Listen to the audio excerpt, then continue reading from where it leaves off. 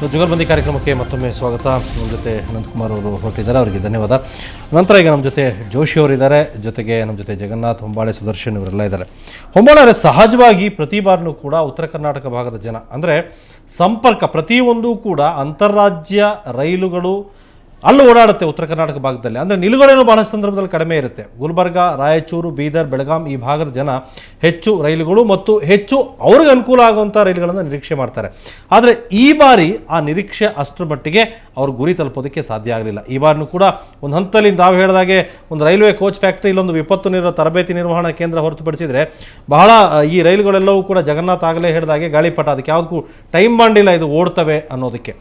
ನಿಮ್ಮ ಭಾಗದ ಪ್ರಮುಖವಾಗಿ ಅತೀ ಜರೂರಾಗಿ ಆಗಬೇಕಾದ ಯಾವ ಕೆಲಸಗಳು ಆಗಲಿಲ್ಲ ತಮ್ಮ ಪ್ರಕಾರ? ಈಗ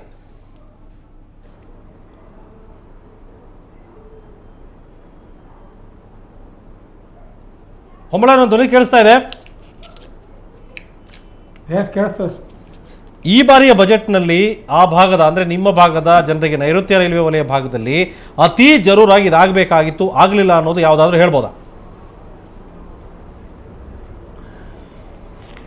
ಈಗ ನಾವು ಈ ವರ್ಷದ ಬಜೆಟ್ನಲ್ಲಿ ಸಾಕಷ್ಟು ನಿರೀಕ್ಷೆ ಇಟ್ಟುಕೊಂಡಿದ್ದೀವಿ. ಯಾವ್ದು ಪ್ರಮುಖವಾಗಿ ಒಂದು ಪ್ರಮುಖವಾಗಿ ಹೇಳ್ತೇವೆ. ನಾವು ಡೈರೆಕ್ಟ್ ನೇರವಾಗಿ ಬೆಂಗಳೂರಿಂದ ಅಥವಾ ಹುಬ್ಬಳ್ಳಿಯಿಂದ ನೇರವಾಗಿ ಪುಣೆ ಮುಂಬೈವರೆಗೆ ಟ್ರೈನು, ಅದು ಇನ್ನೊಂದಿದು ಹುಬ್ಬಳ್ಳಿಯಿಂದ Gulbarga via Solapur overnight train, direct train correct. ಮತ್ತು ಹುಬ್ಬಳ್ಳಿಯಿಂದ ವಿಜಾಪುರ ಸೋಲಾಪುರವರೆಗೆ ಗೋಲ್ ಗುಂಬಜ್ ಎಕ್ಸ್ಪ್ರೆಸ್, ಮತ್ತು ಹುಬ್ಬಳ್ಳಿಯಿಂದ ಬಳ್ಳಾರಿವರೆಗೆ ಇಂಟರ್ಸಿಟಿ ಟ್ರೈನು, ಮತ್ತು ಬಾಗಲಕೋಟೆ ಕುಡ್ಚಿ ಮಾರ್ಗವಾಗಿ ಹೊಸ ರೈಲು ಸರ್ವೆ ಮಾಡಿದ್ವಿ.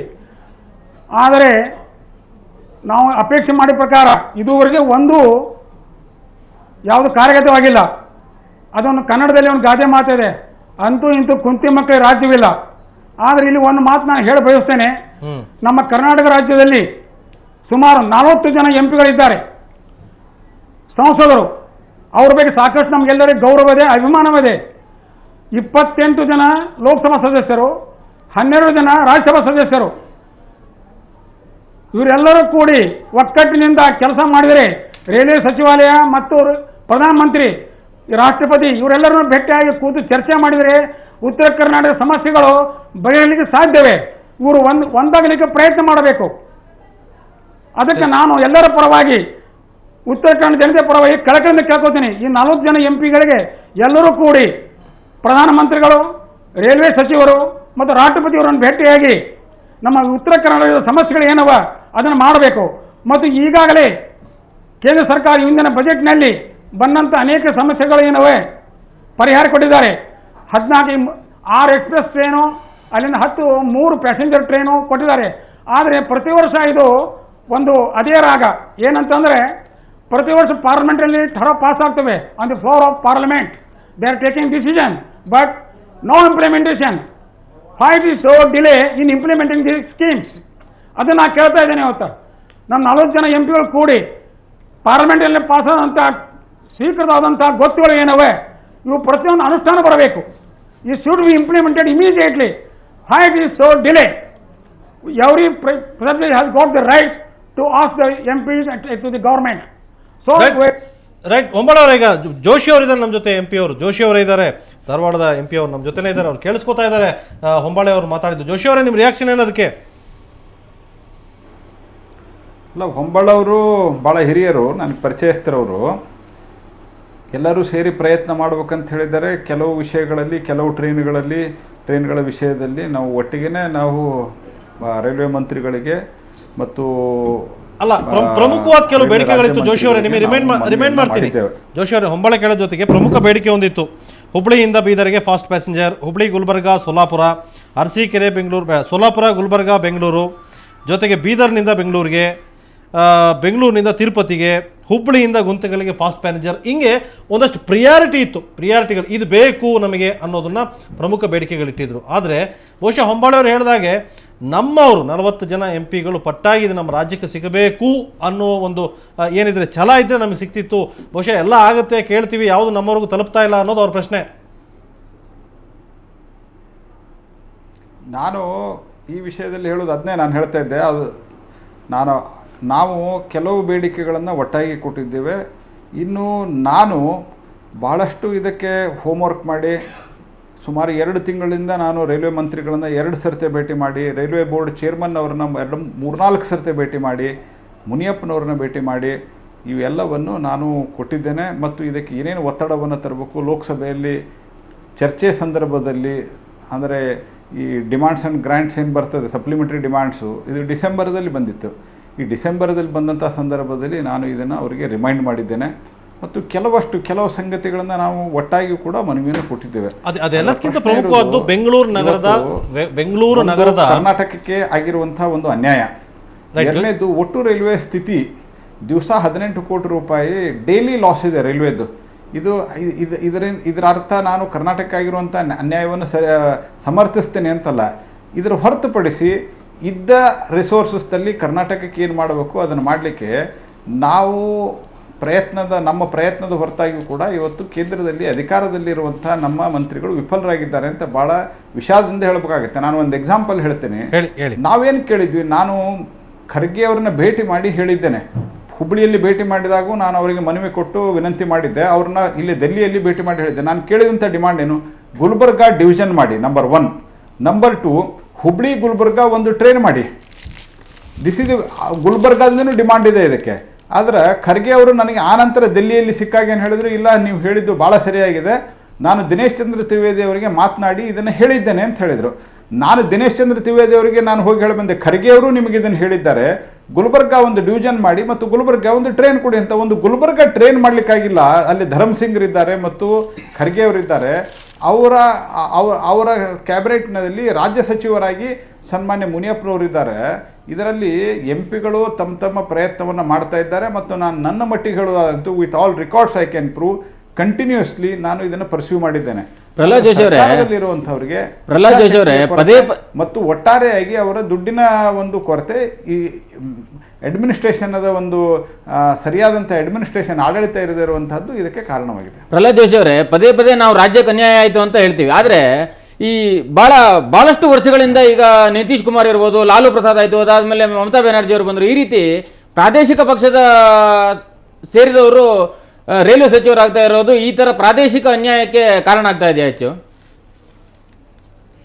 ಇಲ್ಲ, ಪ್ರಾದೇಶಿಕ ಪಕ್ಷ ಅಂತಲ್ಲ, ಇದು ದುರಂತ ಏನು ಅಂತಂದರೆ ಯಾವುದೇ ಪಾರ್ಟಿಯವರಿರಲಿ, ಅದು ಇವನ್ ರಾಷ್ಟ್ರೀಯ ಪಕ್ಷದವರು ಇರಲಿ ಅಥವಾ ಪ್ರಾದೇಶಿಕ ಪಕ್ಷದವರಿರಲಿ, ಇತ್ತೀಚಿನ ಒಂದು 10 ವರ್ಷದಲ್ಲಿ 12 ವರ್ಷದಲ್ಲಿ ಬೆಳೆದಿರುವಂಥ ಒಂದು ಪರಂಪರೆ ಇತ್ತೀಚೆಗೆ ಸ್ವಲ್ಪ ಜಾಸ್ತಿ ಆಗಿದೆ. ಇದು ಇಲ್ಲಿ ಹಿಂದಿನ ಸಂದರ್ಭದಲ್ಲಿಯೂ ಜಾಸ್ತಿ ಆಗಿದೆ.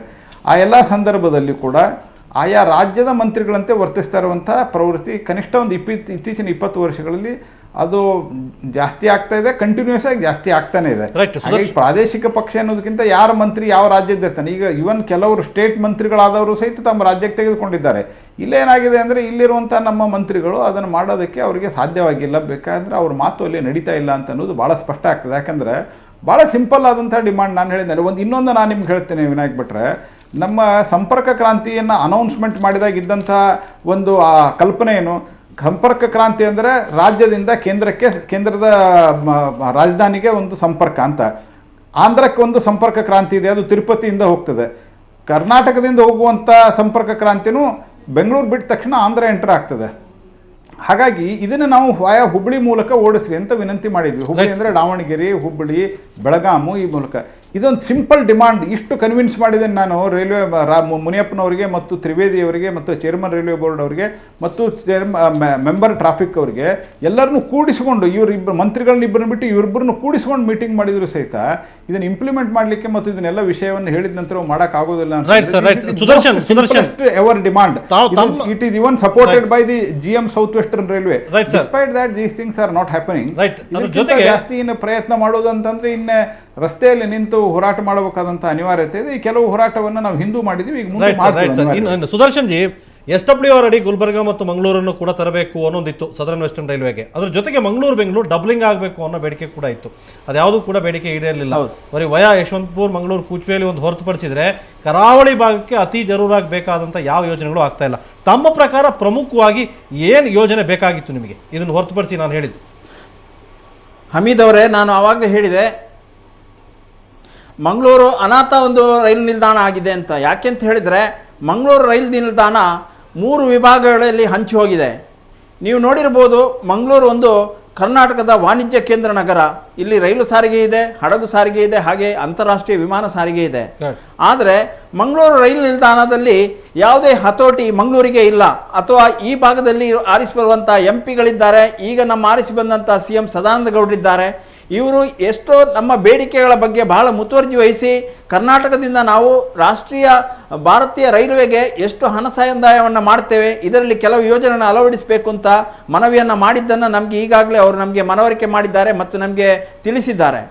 ಆದರೆ ನಾವು ಬಹಳಷ್ಟು ನಿರೀಕ್ಷೆಯನ್ನು ಇಟ್ಕೊಂಡಿದ್ದೆವು. ಬೆಂಗಳೂರಿಂದ ಹೊರಟ ರೈಲು ಯಾಕೆ ನಾವಿಷ್ಟು ಬೇಡಿಕೆ ಇರುವಾಗ ಕರಾವಳಕ್ಕೆ ಓಡಲಿಲ್ಲ, ಅದರ ಬದಲು ಯಾಕೆ ಪ್ರತಿ ಟ್ರೈನು ಒಂದು ಕಣ್ಣೂರಿಗೆ ಹೋಯಿತು, ಈಗ ಮತ್ತೊಂದು ಕೊಚ್ಚುವೇಳಿಗೆ ಯಾಕೆ ಹೋಗಬೇಕು, ಕರ್ನಾಟಕದ ಒಳಗಡೆ ಓಡಾಡಲಿಕ್ಕೆ ಯಾಕೆ ಸಾಧ್ಯ ಇಲ್ಲ? ರೈಟ್, ನಿಮ್ಮ ಪ್ರಮುಖ ಬೇಡಿಕೆ ಮಂಗಳೂರು ಟು ಬೆಂಗಳೂರು ಡಬ್ಲಿಂಗ್ ಆಗಬೇಕು ಅಂತ ಹೇಳಿ ಆ ಬೇಡಿಕೆ ಇನ್ನೂ ಕೂಡ ಈಡೇರಿಲ್ಲ ಸುದರ್ಶನ್.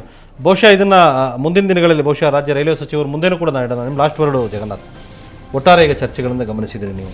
ನಮಗಾಗಿದೆ ಬಹುಶಃ ಏನೇನು ಆಗಬೇಕಾಗಿತ್ತು ಅದು ಆ ನಿರೀಕ್ಷೆಗಳನ್ನ ನಾವು ತಲುಪಿಲ್ಲ. ಕೆಲವು ಇದೆ, ನೀವಾಗಲೇ ಹೇಳಿದಾಗ ಅದಕ್ಕೇನು ಯಾವುದು ಟೈಮ್ ಬಾಂಡ್ ಇಲ್ಲ, ಯಾವ ಬೇಕಾದ್ರೆ ಬಂದರೂ ಬರ್ಬೋದು, ಇಲ್ಲದವರಿಲ್ಲ. ಭಾಳಷ್ಟು ಹಳಿ ಇಲ್ಲದ ರೈಲುಗಳು ಕೂಡ ಓಡುತ್ತೆ. ಈ ಬಾರಿ ಪ್ರತಿ ಬಜೆಟ್ನಲ್ಲೂ ಈ ರೀತಿಯ ಜನಪ್ರಿಯ ಘೋಷಣೆಗಳು, ಈ ರೀತಿಯ ರೈಲುಗಳ ಯೋಜನೆಗಳು ಪ್ರತಿ ಬಾರಿನೂ ಕೂಡ ಘೋಷಣೆ ಆಗುತ್ತೆ. ಮುಂದಿನ ಬಜೆಟಲ್ಲಿ ಮತ್ತೊಂದು ಕಂಟಿನ್ಯೂ ಆಗುತ್ತೆ, ಅದಷ್ಟೇ. ಅದನ್ನು ಹೊರತುಪಡಿಸಿ ಮುಂದುವರೆದು ಏನೂ ಆಗ್ತಾ ಇಲ್ಲ. ಬಹುಶಃ ಈಗ ಅನಂತಕುಮಾರ್ ಅವರು ಹೇಳುವಾಗದಾಗೆ ಈ ರೈಲ್ವೆ ಸಚಿವರು ಎದುರಿಸಿದ ಮುಜುಗರ ಬಹುಶಃ ಇನ್ಯಾರು ಎದುರಿಸಿರಲಿಲ್ಲ ಅನ್ಸುತ್ತೆ. ಮೋಸ್ಟ್ಲಿ ಇಷ್ಟೊಂದು ರಾಜೀನಾಮೆ ಕೊಟ್ಟಿದ್ರು ಅಷ್ಟೇ.